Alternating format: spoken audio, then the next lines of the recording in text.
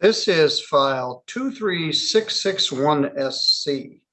It's entitled Logan Wood versus Cody Foltz.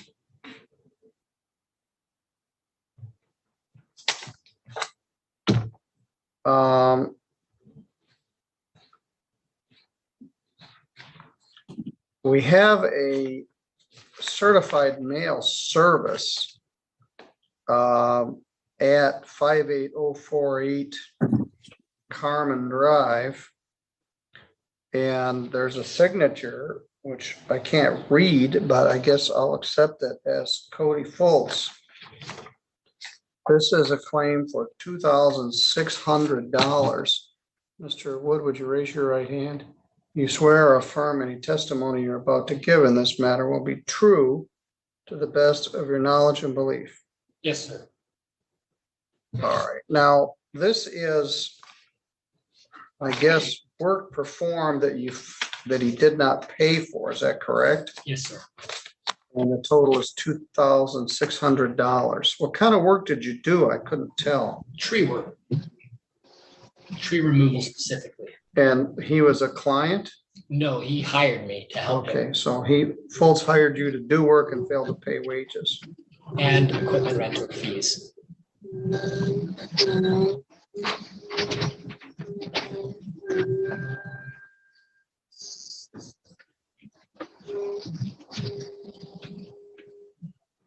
I'm going to accept that certified mail signature. He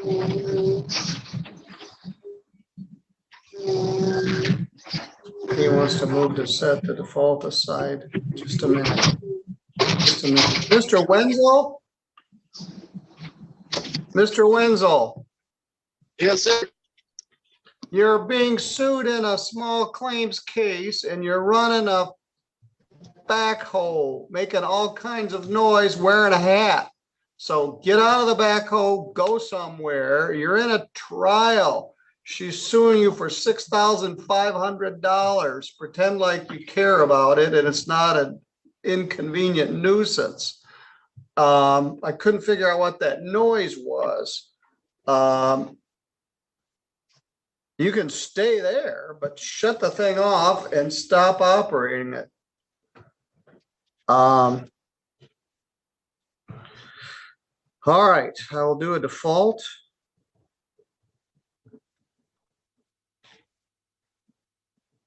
$2,600 plus $83.50. $2,683.50. Now, as you heard me say this several times, not completely in jest, getting the judgment is the easy part. Getting the money is the hard part. I didn't need to hear your testimony because he did not appear. He has 21 days to pay this or appeal. Well, there is no appeal from small claims court. He has 21 days to move to set the default aside. What happens if he doesn't, Your Honor? All right, I'm about to tell you that. Then you can pursue what's called a discovery subpoena, where you subpoena him to come to court and provide information like bank accounts, car registrations, trailers, equipment, things that could be seized to pay the debt. If he doesn't do that, he could theoretically be subject to contempt for failing to appear and jailed. We don't have debtor's prison. You can't go to jail for not paying a debt, but you can go to jail for ignoring a subpoena. So after 21 days, you would come here to the courthouse and ask for a discovery subpoena, and the clerks will help you do that to compel him to come to court to discuss his ability to pay on the debt. But if you go out to the counter, the clerk will come and get this order and give you a copy of it. All right, you're good to go. Thank you, Your Honor. All right, that leaves two contested matters of some significance. Three defaults. We're going to start with Vollmer versus Wenzel. And then we'll do the other one because there's a lawsuit and a countersuit.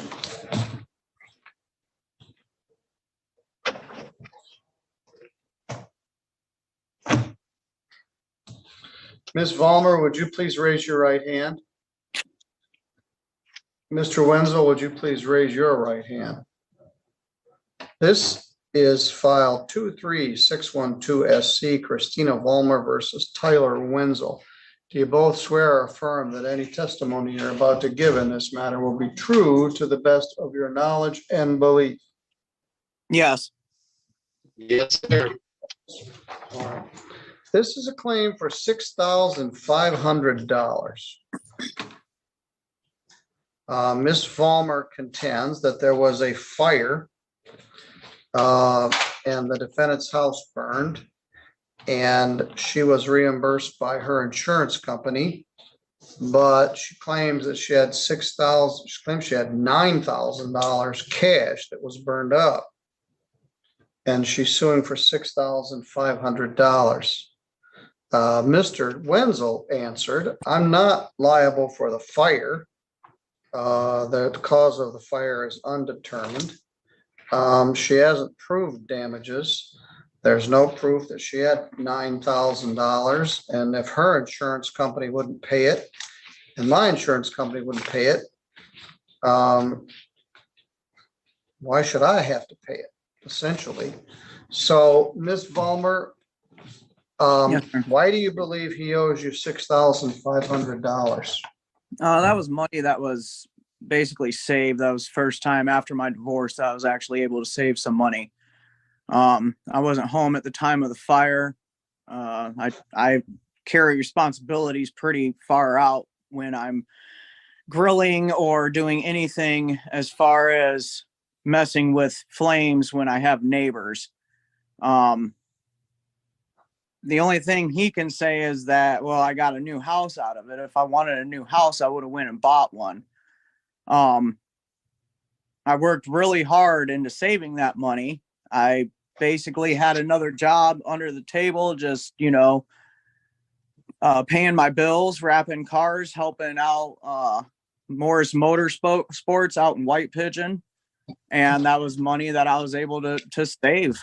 And I was very proud of myself to finally be able to save some money after getting rid of my ex-husband who spent it all.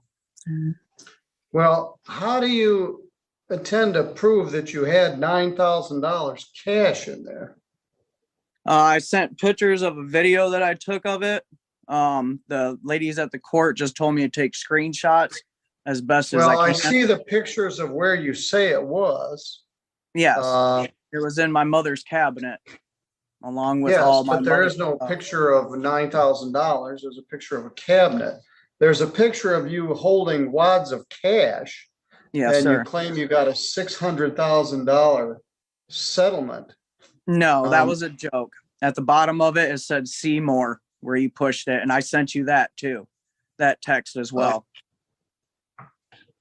I didn't understand that, but there's I guess not a very funny joke. I got paid off $4,000 in debt, got my $678,000, credit score 760.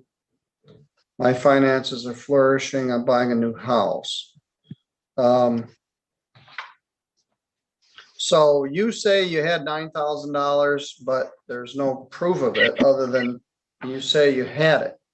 You filed a claim with your insurance, is that correct? Yes, sir. And what did they say about your $9,000? That I would have to take them to court because the only way they don't cover cash. They gave me $250 out of the $9,000. That's what they did cover. But as far as the rest of it, I would have to take them to court, to small claims court. Take them or take Mr. Wenzel? Mr. Wenzel. And that's what I'm doing. I don't know nothing about the legal system. I try to stay away from you guys. So when they told me that, excuse me, that's probably a good idea. Yeah. All right, so that's not a wise idea to leave $9,000 worth of cash, but I don't have any way of knowing whether you actually had $9,000 worth of cash. Your insurance company wouldn't pay for it. Apparently his insurance company wouldn't pay for it. Well, I got it from my and I sent you my bank statements of the unemployment putting it into my bank. And that's when I took it out, is because of COVID. I think everybody pretty much took out their money from the bank because we had no clue of what was going to happen next. Not true.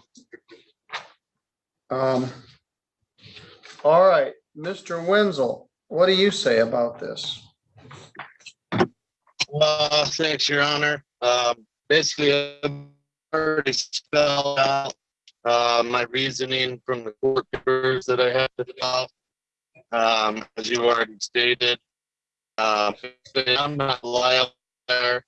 She hasn't proved the damages, and she hasn't proved beyond perpetuous of evidence. The money amounts that she has in the pictures, if you go through and add them up, they don't even equate to the amount of money she's trying to sue me for one. And then for two, her bank statements don't align up to $6,500. They line up to $9,000. So many inconsistencies. There's so many inconsistencies that I can tell you what my real thought is on the situation, but I'm all facts and data. It's her duty to prove, it's not mine. And so she can't prove the money. Another one too is, COVID money is relief money. That should be used in proper ways. So you need to be buying food, you need to be paying for housing, you need to be doing that. So for her to bring money out of the bank, it's not smarter. She should be using it for actual things that she needs. But there's just so many inconsistencies going on here. All right, Yeah. Mr. Wenzel, are you still at 521? Yes, that's where I get my mail, sir. But your house is not there. Is that No, correct? sir. The house burned. Correct. House burnt. Was the cause of the fire ever determined? Not that I know of. I talked to the firefighter after this.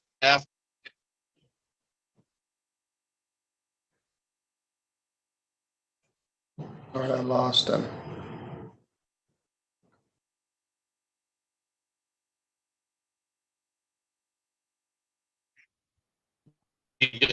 There.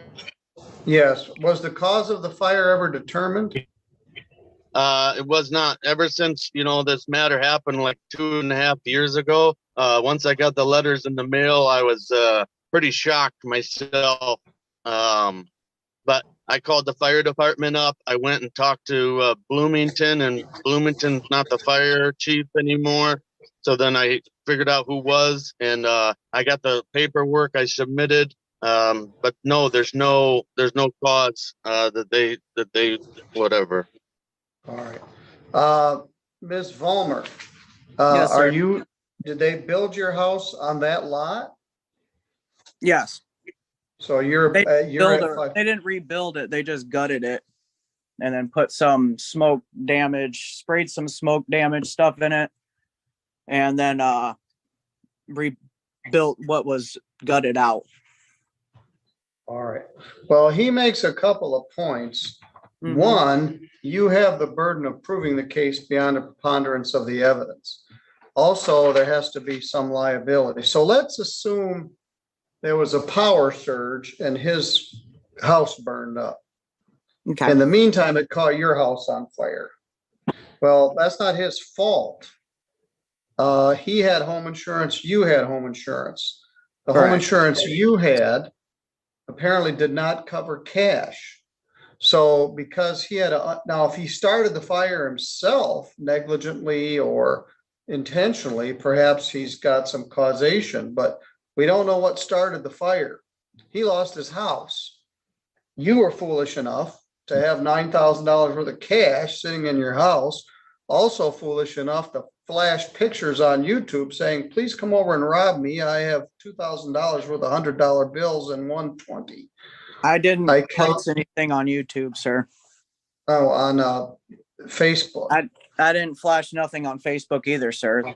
Okay, good. That's That not was a very personal good. video that I took Okay. myself. So A, there's no causation proven. I heard it was a grill that he didn't put the lid on the grill, and a piece of Well, nobody's coal or able to whatever went into the establish garage. that. That's what the fire And, department told me. well, there's no evidence to that effect. Uh, you had insurance, he had insurance, Yes, so sir. that's the other. Then there's no proof that you had $9,000 except your testimony under oath. His testimony is, I don't know. You've got some bank accounts which may or may not substantiate it, but your insurance company wouldn't pay it. A, they didn't have proof that you had that much money, and B, They didn't ask for proof. well, they wouldn't cover it anyway, so they sick you Exactly. on small claims court. I find that the defendant has not, or is right, the plaintiff has the burden of proof, and the plaintiff has not established cause or preponderance of evidence to establish the amount was lost. So I find for the defendant, and the damages are zero. I guess lesson learned, don't keep large amounts of cash in your house, or make sure it's covered by your insurance. But you can't recover in this forum. I'm sorry, I thought you really had recovered $678,000. No, sir. It was all a joke. Somebody posted it and I shared it. I thought it was funny. Well, I didn't get it. I thought you really got it, but you're not gonna get this either, so I'm sorry. That's fine. All right, I find for the defendant, I find the plaintiff had not met the sufficient burden of proof. All right, Mr. Wenzel, you go back to digging a hole. Thanks, buddy. All right, Ms. Bowman.